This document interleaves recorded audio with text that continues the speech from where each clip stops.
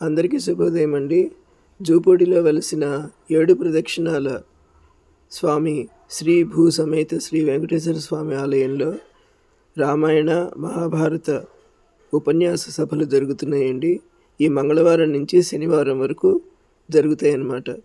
మంగళవారం ఈరోజు రామాయణం మీద ఉపన్యాస సభ, రేపు ఎల్లుండి మహాభారతం గురించి, శుక్రవారం సామూహిక కుంకుమ పూజ, శనివారం భజన, తీర్థప్రసాదాలు ఇవన్నీ ఈ జూపూడి 7 ప్రదక్షిణాల స్వామి గుడిలో జరుగుతున్నాయండి.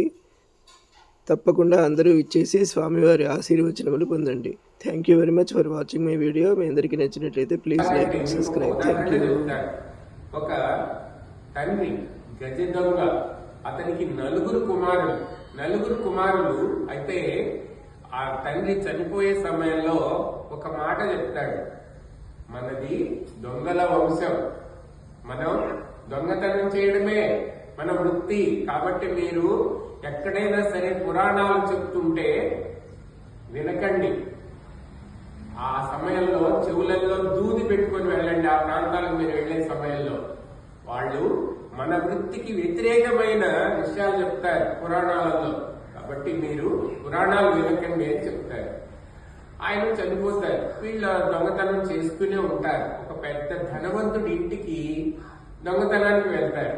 పెద్ద గోడ, ఆ గోడకి పైన ఒక రిక్కి లాంటిది వేసి తాడు గట్టిగా పట్టుకొని ఒక్కడొక్కడు పాకుతుంటారు. అందరూ చెవులలో దూది పెట్టుకుంటారు.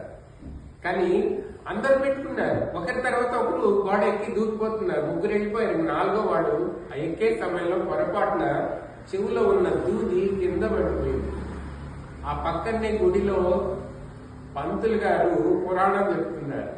ఆ పురాణం చెప్పే సమయంలో ఒక్క మాట వాడి చెవిలో పడుతుంది. అదేంటంటే, దేవతలకి, దయ్యాలకు కానీ దేవతలకు కానీ కాళ్ళు మనకు కనిపించవు అని ఆయన చెప్తుంటాడు.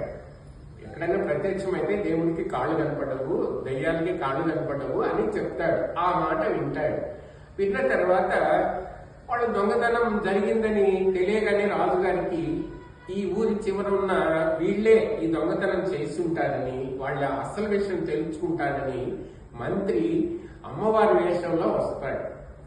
వచ్చి వీళ్ళని యాపమండలు తీసుకొని కొట్టడానికి వస్తాడు. వచ్చేసరికి 3 అన్నదమ్ములు పారిపోతారు. కానీ 4వ వాడు మాత్రం అక్కడే ఉంటాడు. ధైర్యంగా నిలబడి కర్ర తీసుకొని ఆ మంత్రినే కొడతాడు. అమ్మవారి వేషంలో ఉన్న మంత్రిని కొడతాడు. మిగిలిన వాళ్ళంతా ఆశ్చర్యపోతారు.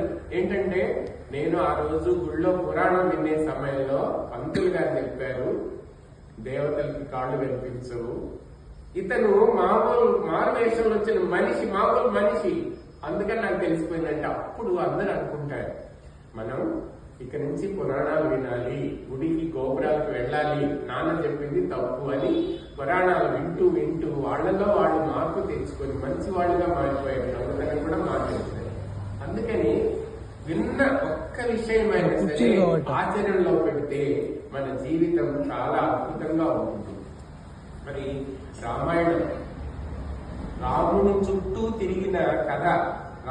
అయనం అంటే గమనం, ప్రయాణం అని.